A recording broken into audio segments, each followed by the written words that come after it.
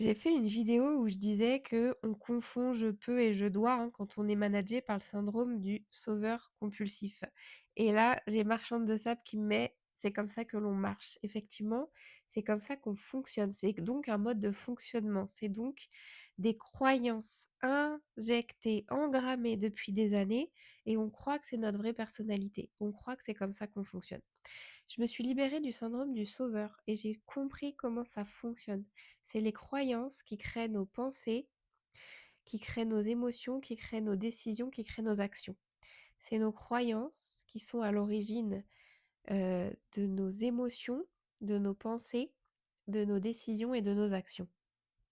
Donc si je crois que je dois aider sans cesse l'autre, faire pour l'autre, que l'autre est un bon à rien comme tu avais dit dans un autre commentaire et c'est vraiment une croyance profonde du sauveur compulsif, donc je te remercie d'avoir remis ça en avant. Eh ben, je vais sans cesse faire pour les autres et donc je vais être sans cesse tournée vers l'extérieur à l'affût de personnes à aider. Comme dans une sorte d'hypervigilance, à l'affût de ce qui va pouvoir se passer, de qu'est-ce qu'on va me demander aujourd'hui, qu'est-ce que je vais bien pouvoir faire pour les autres. Et donc soit je suis bien dans ce cycle-là, j'ai besoin de donner parce que je suis là pour ça, je crois vraiment que je suis là pour ça, soit je suis épuisée et j'ai besoin de me replier. Et là, j'ai besoin de distance. Et là, je rencontre des gens qui veulent déménager, partir loin, s'isoler.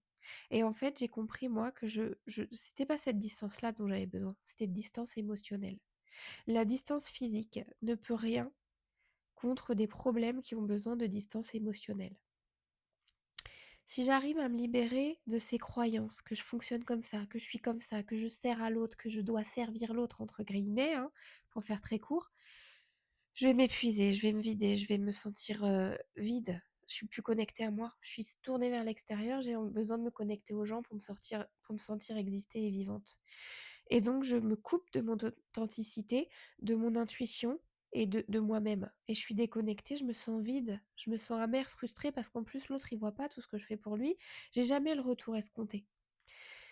Si j'arrive à trouver un équilibre entre moi et les autres, à me délester, à me libérer de ces croyances que je dois servir l'autre, je vais pouvoir montrer la voie. Le monde a cruellement besoin d'empathie, mais pas en se mettant au service des gens qui profitent et en donnant de tout à tout le monde, en donnant de la confiture au cochon. De la bonne manière, contribuer sans s'épuiser. C'est comme ça que j'ai nommé ma chaîne YouTube. Contribuer sans s'épuiser. Apprendre à rayonner, à faire ce que tu fais de mieux et à le faire bien et à donner euh, ce que tu fais de mieux et ton essence aux bonnes personnes au bon endroit. Ils avaient fait cette expérience où ils mettaient un très grand violoniste dans une bouche de métro, au mauvais endroit, à la mauvaise heure. Personne ne s'arrête pour l'écouter, alors que des personnes sont prêtes à payer des milliers d'euros pour aller l'écouter dans une salle spéciale dédiée à un horaire précis, de prendre rendez-vous avec leur billet, d'aller voir cette personne. Quelque chose de précis. On ne distribue pas son énergie à tout le monde n'importe quand, n'importe où. Et ça, c'est vraiment une leçon que j'ai apprise qui est précieuse. Si tu veux vraiment apprendre ça, comprendre pourquoi tu dois absolument aider les autres, comment ça te manage dans les tripes, j'ai tout détaillé dans le challenge limite. Le lien est dans la bio. Prends soin de toi.